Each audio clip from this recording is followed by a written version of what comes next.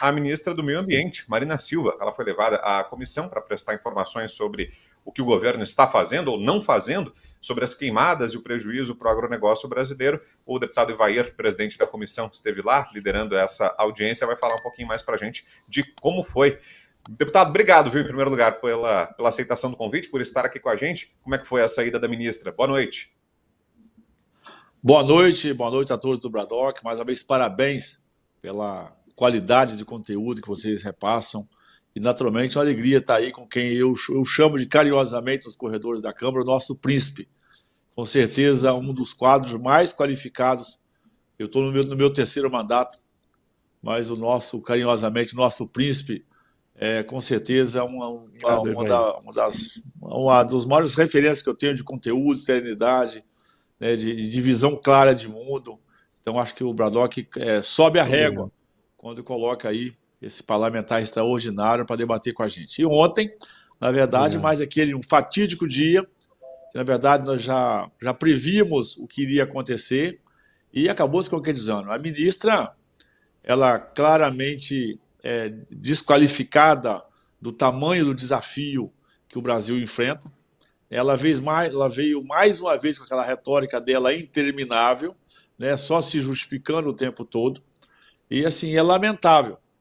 E ela foi indagada por diversos parlamentares, e volto a dizer para vocês, se fosse uma prova do Enem, a ministra Marina Silva tinha tirado 0, porque ela não respondeu nenhuma questão, devolveu todas as perguntas de branco. O discurso dela é tão ultrapassado que eu cheguei nem a comentar com ela lá, mas enquanto a nossa geração está tendo a oportunidade de ver foguete da ré, a ministra parece estar no tempo dos dinossauros ainda. Ela não tem conexão com o Brasil real, ela não tem a mínima ideia de que esse país continental, a capacidade produtiva desse país, ela que é uma fugitiva do estado dela, uma vez que ela teve que fugir do Acre, porque lá não tinha espaço na política, nenhum demérito aos nossos colegas, mas ela não tem voto quantitativo nem para ser vereadora, fugiu do Acre, né, e ela fugiu, e aí veio para São Paulo, naturalmente, para poder arrumar um refúgio político, tendo em vista uma militância ideológica irresponsável que acaba acompanhando.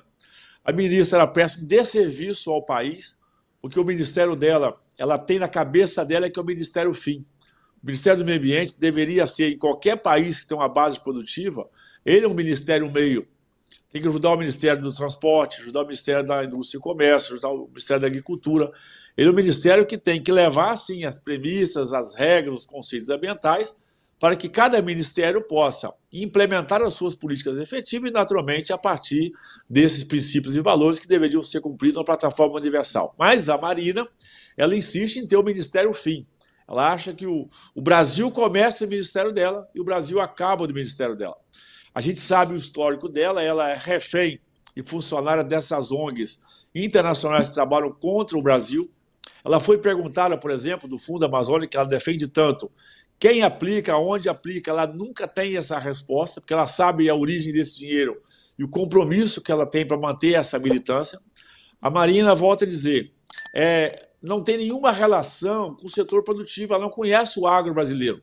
Ela já ouviu falar do soja, já ouviu falar da pecuária, mas ela não conhece a diversidade do interior do Paraná, Santa Catarina, do Espírito Santo, né, da Chapada Diamantina. Ela não conhece isso, portanto, ela quer, a partir daquilo que ela é orientada, e eu usei um termo ontem que acabou tendo uma repercussão muito grande, que não tem nenhum impedimento, né? Todo mundo que é treinado, e o fruto do treinamento é uma recompensa, isso é um adestramento.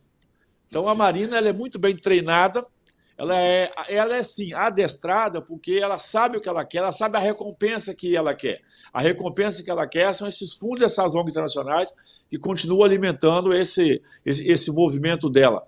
Portanto, ela mais uma vez, você imagina a insegurança de investimento no país como o nosso, que carece de investimento, precisa de investimento, muito deles em infraestrutura, que são investimentos robustos, para que possa viabilizar novos negócios, para que possa interiorizar a oportunidade do Brasil, para que possa aumentar a renda dos brasileiros. O nosso deputado estava falando aí, o Brasil que só dá certo quando copia de fora. Me permite a exceção, só o nosso agro. Você vê que talvez seja o único setor da economia que, não acreditando naquela carta de Pero Vaz do Caminho, naquela falsa carta que aqui se implantando tudo dá, o Brasil trouxe ciência, trouxe tecnologia, trouxe inovação, trouxe coragem e ousadia, que desbravou o Cerrado, que desbravou esses rincões brasileiros, que desbravou as montanhas, os pampas gaúchos. E a nossa grande meta agora é desbravar o Agreste para levarmos a produção agropecuária também. Está crescendo muito no nosso estado do Nordeste.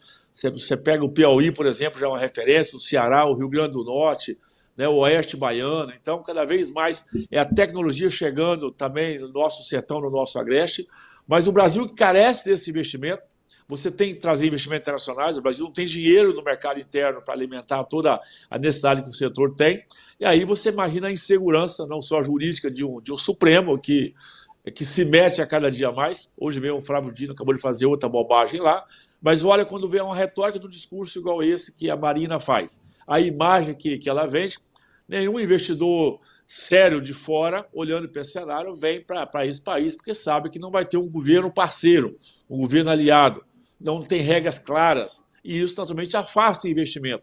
Daí essa dificuldade que o Brasil tem de sair dessa patinação, né? Patina, e como eu disse, nós estamos numa geração que o foguete deu ré, né? Talvez nós nem imaginávamos ver isso na nossa geração, e nós temos uma Marina que trabalha com o Brasil lá, talvez antes do Brasil Império ainda, o Brasil Colônia, ou seja, alguma coisa nesse sentido, porque ela não tem conexão. A Marina não sabe o que é ciência, tecnologia.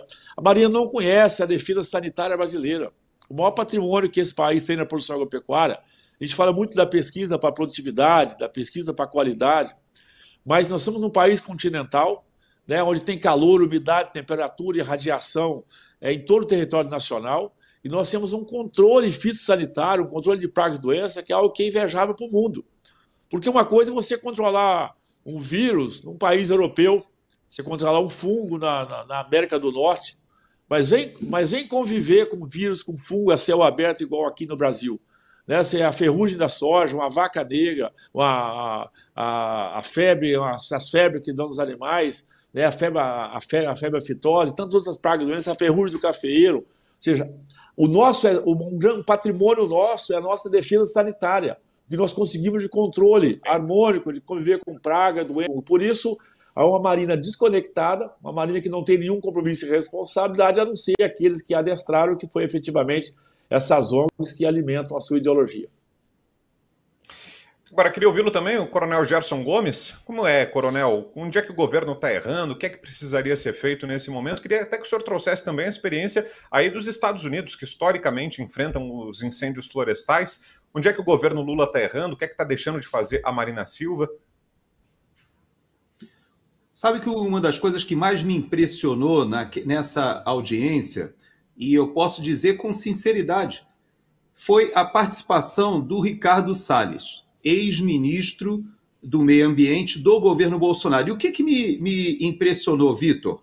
E até fazendo resposta a essa comparação entre Estados Unidos e Brasil, é que, de fato, a equipe ministerial do presidente Bolsonaro é reconhecida não somente no Brasil, mas internacionalmente, como uma equipe singular. Não somente com Paulo Guedes, quem ele colocou à frente da infraestrutura, que acabou sendo eleito ali governadores, mas vários da sua equipe ministerial são senadores, governadores, etc. Mas o Ricardo Salles ontem, ele deu um banho.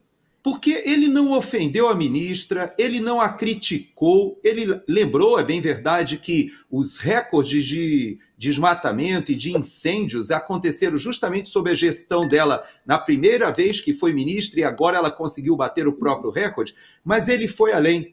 Ele compartilhou a experiência que ele teve à frente do ministério, dizendo o seguinte, quer dizer que na época que eu estava enfrentando esses problemas, e ele deu várias demonstrações práticas de como ele encarou e ele endereçou cada um desses problemas, ao contrário da ministra, que realmente tergiversou, saiu pela tangente, mas ele falou o que ele fez, mas foi além. Ele disse, quer dizer que durante a nossa gestão, a crítica de vocês é que o presidente Bolsonaro era o responsável, era o incendiário, né? Era o Nero.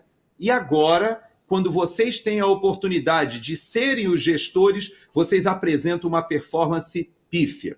E ele foi além. Ele falou sobre as providências que poderiam ser tomadas e não foram, porque ele enfrentou uma verdadeira resistência xiita, como ele falou, ali dentro do próprio ministério. Há um ativismo ideológico terrível e a Marina Silva, infelizmente, Vitor, ela está muito mais conectada aos interesses daqui, das ONGs americanas e dos grupos até mesmo agropecuários que são concorrentes do Brasil. Ela está muito mais conectada com o dinheiro e o capital das ONGs europeias do que realmente com os interesses brasileiros e interesses nacionais. É uma pena ver uma mulher que tem um passado grande aí de militância política, etc., que por 2 vezes já teve a oportunidade de, em governos federais, fazer diferença para o agronegócio, para o próprio meio ambiente, mas não, ela joga contra o patrimônio, ela é uma resistência na mão desse ativismo internacional e dessa ecologia que, na verdade, ela serve muito mais ao capital internacional que quer travar a concorrência brasileira do que realmente defender o meio ambiente. O Ricardo Salles, como diria o Serrão, nota 10, viu, Serrão, para o Salles. E para a ministra Marina Silva, como você diz, menos 13, não é isso mesmo? A gente falou aqui sobre a Marina Silva, mas ela não é a única ministra do governo envolvida em escândalo, não. Tem outro escândalo tão grave quanto esse das queimadas acontecendo no Ministério da Saúde. E teve novidade hoje, no caso lá dos infectados por HIV, aquela história dramática, triste, de pacientes que foram se submeter a um transplante de órgãos e que foram contaminados pelo vírus da AIDS. Hoje teve uma atualização, a ministra da Saúde, Nízia Trindade, reconheceu que a pasta sabia da contaminação por HIV de pacientes transplantados no Rio de Janeiro há 1 mês. Segundo ela, segundo a ministra Nízia, o governo não tocou a investigação adiante por falta de evidências. Deixa eu fazer um último giro aqui com os colegas. Vou pedir que sejam todos breves, um último destaque sobre esse escândalo na saúde. Começando com você, Serrão, por gentileza. Como é que não havia evidências se o jornalista da TV Bandeirantes, um dos diretores da TV Bandeirantes, conseguiu apurar toda essa história com fatos objetivos? Não dá para acreditar nessa história. Se a reportagem da TV Bandeirantes descobriu o assunto, como é que não havia evidências? Rodolfo Schneider levantou pessoalmente toda a história. Então, Nízia Trindade, mais uma vez, é apenas a comprovação do modelo de ministros incompetentes que Lula colocou para trabalhar do lado dele. Por isso que ele fala, né, que no Palácio do Planalto entra qualquer um, podem até entrar as prostitutas, porque o nível lá realmente está muito baixo. Deputado Luiz Felipe, por favor. Olha, é uma tragédia para essas pessoas que foram contaminadas na confiança de que o sistema funcionava. É uma grande tragédia. Tragédia maior é você não ter o reconhecimento de onde é a culpa, e aí você tem um agravante de não culpabilizar com medidas legais fortes. E eu acho que o Congresso tem que tomar uma atitude, ao menos o Congresso tem que tomar uma atitude, se as outras agências de Estado não tomarem contra esses tipos de erro. Não dá para continuar assim. Esse governo vai causar esse tipo de prejuízo para a população de uma forma direta e cada vez maior. Não sabe gerenciar a crise, muito pelo contrário, é o grande causador de crises em todos os aspectos, políticos, de saúde, tributário, em todos os aspectos. Isso na vida direta das pessoas inocentes que confiam ainda no Estado brasileiro. Eu acho que é uma grande falácia aqui o que a gente está vendo, assistindo de camarote aqui, eu saldo o meu colega Evair, nós estamos de camarote, literalmente, ali, em voo de primeira classe, assistindo uma derrocada absoluta de um sistema falido, em todos os seus detalhes, e por dentro e por fora. Né? Então, acho que isso, para qualquer um que está perto do problema como nós, eu acho que o impacto é ainda maior ainda, porque nós vemos e muitas vezes nós estamos incapacitados de agir diretamente, porque tudo no Congresso requer uma coletividade, requer formar uma coesão de parlamentares para ter uma ação, para ter um decreto legislativo, para ter uma CPI criada, para ter toda a sorte de vistoria que de fato se torne efetiva contra o Poder Executivo. E a gente vê o quanto é difícil isso, e você vê muitos desses parlamentares psicopatas que ainda defendem erros como esse, na cara dura, e não reconhecem o erro, só para ter ainda um ganho político, ou ter uma sobrevida política. É isso que tem me chocado. E graças a Deus, eu digo isso com boca cheia, graças a Deus, temos parlamentares com coração e alma que entraram nessa última legislatura, e o nosso nobre Evair de Mello aqui é um deles, né? Foi de novo eleito. Eu vejo que alguns pares, quando eu vejo esse tipo de coisa acontecendo, ali como neófito, ainda estou no meu segundo mandato, mas me considero ainda um neófito nessa questão política, o que eu vejo muito é essas trocas aconteceu também pela questão da anistia. Eu vi ali líderes parlamentares, olha, se não votar em mim para presidente de Câmara, eu não vou votar a anistia. Pô, tem pessoas inocentes presas. Então você veja esse tipo de comportamento dos seus representantes, e eu digo, isso não é só os representantes, tá? O sistema é que gera isso. Então a gente tem que rever isso tudo. Começa com os representantes, sim, mas eles precisam querer mudar o sistema. E o nosso nobre Evair de Mello foi um dos únicos que reconheceu um discurso que eu fiz lá, que era de Tocqueville. Então uma pessoa cultíssima aqui, um empreendedor e um grande representante do Espírito Santo. Saúde aqui, um grande abraço, Evair. Evair. Olha, é lamentável um país onde, né, e um governo, lembrando que não tem governo. O ministro da Fazenda diz que meta fiscal não é com ele. Esse assunto passa longe dele, afinal de contas ele é muito limitado para tratar o tema.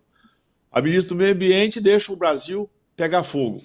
O ministro dos Direitos Humanos é afastado por assédio sexual. E agora, para fechar o caixão, né, a ministra da Saúde diz que alguém que foi contaminado com AIDS por uma transmissão de órgãos, isso não tem evidência, não passa por ela, omissa.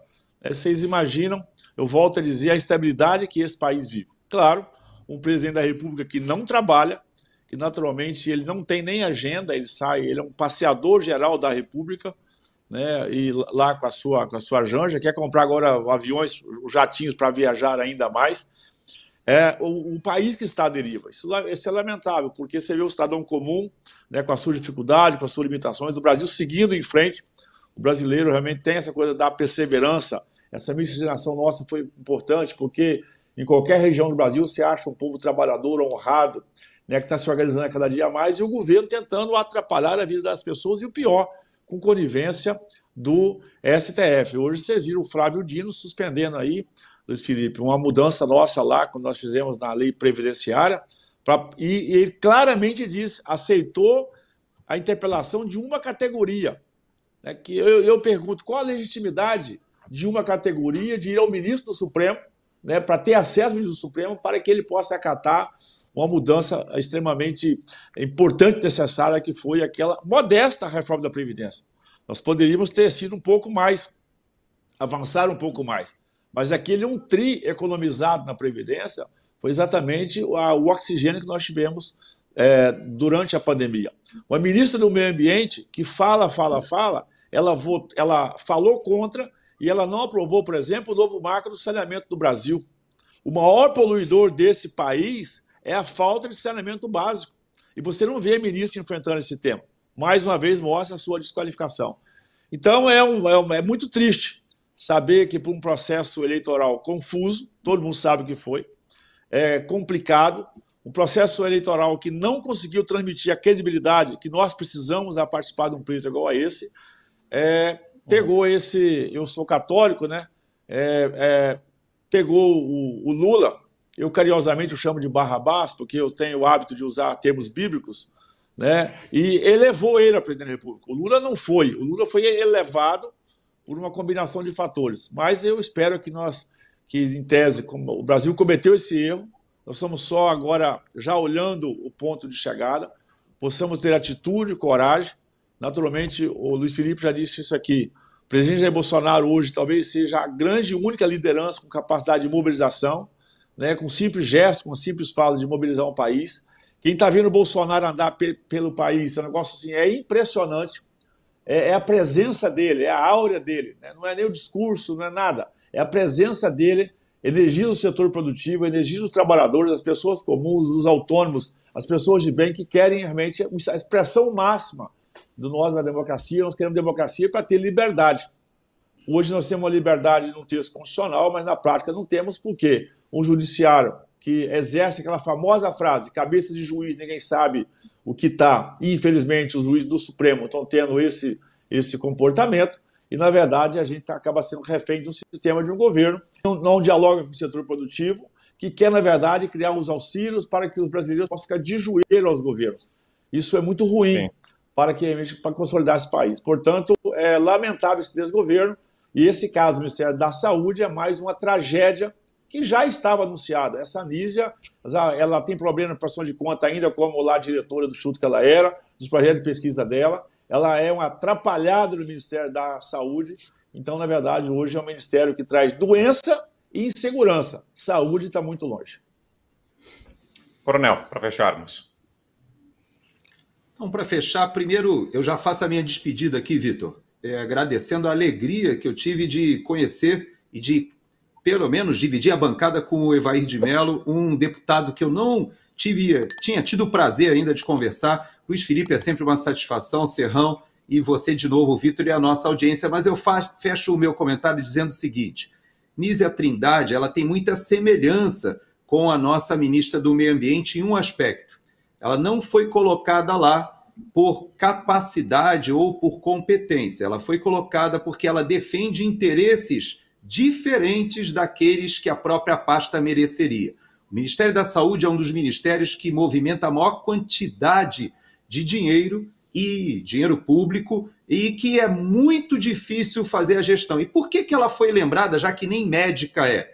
Porque ela foi a presidente ali do Instituto Fiocruz, atuou durante a pandemia, fez aquele contrato lá com a AstraZeneca, lá com a faculdade de Oxford. A AstraZeneca foi proibida na Europa e o Brasil continuou utilizando durante tanto tempo. Há muita controvérsia, e que daqui a alguns anos a gente vai entender por que ela foi escolhida, e que talvez essas mortes trágicas poderiam ser evitadas se alguém fosse colocado ali mais séria. E eu nem digo só por ser médico. Nós já tivemos ministros da saúde bons no Brasil que não eram médicos. Mas, no caso dela, eu creio que existem interesses subjacentes. Mas a história, mais à frente, vai nos mostrar.